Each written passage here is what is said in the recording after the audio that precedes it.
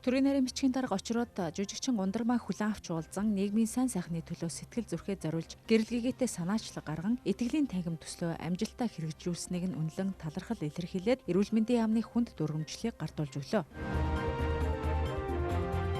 Дэд сайд Бямсран нэгдсэн үндэсний байгууллагын хүүхдийн сангийн зүүн Аз номхон далайн баруун бүсийн зөвлөх Кунихака Хирабаши болон их хүүхдийн эрүүл мэндийн мэрэгжилтэн Киоко Шимаото нарыг хүлээн авч уулзлаа. Уулзалтаар чадварлаг хичээл зүтгэлтэй мэрэгжилтнүүд орон нутагт ажиллаж байгааг бүсийн зөвлөхөд өндрөөр үнэлээд их хүүхдийн эрүүл мэндийн мэрэгжилтнүүдийг хамарсан зөвлөлтөг уулзалтыг зохион байгуулах талаар зөвлөсөн юм а. Мөн эцэг их асран хамгаалагч нарын хүүхдийн эрүүл мэндийн талаарх мэдлэг, мэдээлэл харилцан адилгүй. Ялангуяа залуу эцэгхэд хүүхдийн эрүүл мэндийн талаарх мэдлэгийг дээшлүүлэх хэрэгтэй байгааг энэ үеэр онцлсан юм а. Эрүүл мэндийн сайд цог цэцэг Монгол Улсын анхан ба 2 шатлалын эмнэлгийн мэрэгжилтний төгсөлтийн дараах сургалтыг сайжруулах төслийн зөвлөх зохицуулагч Хироко нар хүлээн авч уулзлаа. Уг төслийн явц болоод цаашид хийгдэх арга хэмжээний талаар санал бодлоо солилцлоо. Төслийг эрүүл мэндийн яам Япон улсын JICA байгууллагатай хамтран өнгөрсөн жилээс эхлэн 5 жилийн хугацаатай хэрэгжүүлж байгаа бөгөөд өрх сум дүүргийн эрүүл мэндийн төв, сум думдын эмнэлэг, нэгдсэн эмнэлгийн мэрэгжилтний төгсөлтийн дараах сургалтыг сайжруулах зорилготой юм а. Төрийн нарийн бичгийн дарга очроод Азийн хөгжлийн банкны авилгалтай тэмцэх хэлтсийн төлөөлөгчдийг хүлээн авч уулзлаа. Тэдний хувьд эрүүл мэндийг сайжруулах хөгжил хөтөлбөр 5 төслийн худалдан авалт хэрэгжилтийн байдалтай танилцахаар ирсэн бөгөөд энэ сарын 24-ний өдөр үр дүнгээ танилцуулна гэдгээ Төрийн нарийн бичгийн даргын очроод болон холбогдох албаны хүмүүст мэдгдлээ.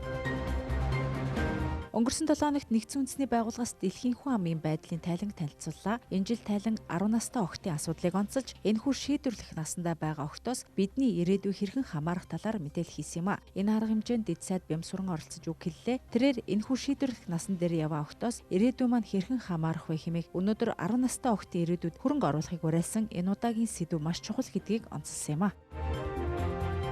Франц улсад хавдрын олон улсын дэлхийн хурал болж өнгөрлөө. Уг хурал дэлхийн 130 орны 3000 гаруй эрүүл мэндийн салбарын мэрэгжилтнүүд цуглаж хавдраас урьдчилан сэргийлэх, цаашид энэ өвчлийг хэрхэн бууруулах талаар зөвлөлдсөн юм а. Энэ хуралд манай улсаас эрүүл мэндийн сайдын зөвлөх анагаах ухааны доктор Цэцэг сайхан оролцоод ирлээ.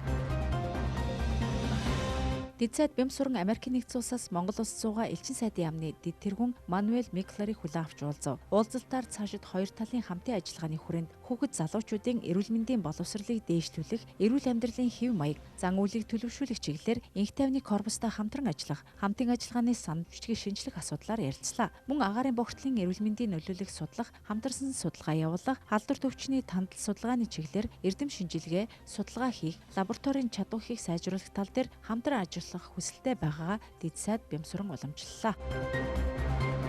Дэд сайд Бямсран нэгдсэн үндэсний байгууллагын хүн амын сангийн гендерт суурилсан хүчирхийлэлтэд тэмцэх төслийн мэрэгжилтнүүдтэй уулзлаа. Төслийн хүрээнд гендерт суурилсан хүчирхийлэл, ялангуяа гэр бүлийн хүчирхийлэлээс урьдчилан сэргийлэх, хохирогчдыг хамгаалах, эрүүл мэндийн тусламж үйлчлэгийг боловсронгуй болгох чиглэлээр эрүүл мэндийн яамтай хамтран ажиллах талаар ярилцлаа.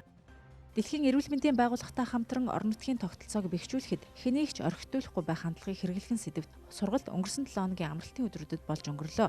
Уг арга хэмжээнд дэд сайд Бямсран оролцож үг хэллээ. Тэрээр хэлэхдээ эрүүл мэндийн яам, засгийн газрын мөрийн хөтөлбөрийн хүрээнд салбарынхаа хууль, эрх зүйн орчныг шинжлэх, нийгмийн эдийн засаг, гендерийн тэгш байдлыг хангах, эргэн бүрт тэгш хүртээмжтэй эрүүл мэндийн тусламж үйлчлэгийг хүрэхэд үйл ажиллагаагаа чиглүүлэн ажиллаж байна. Ялангуяа эрүүл мэндийн тусламж үйлчлэгийг хүртээмжч чаддаггүй эмзэг бүлгийнхэн хөгжлийн бэрхшээлтэй иргэдэд хүрчүүлжлэх арга замуудыг тодорхойлж энэ чиглэлээр хэрхэн ажиллах, зааварчилгааг авч орон нутгаа хэрэгжүүлэхэд шаардлагатай байгааг онцлсан юм а.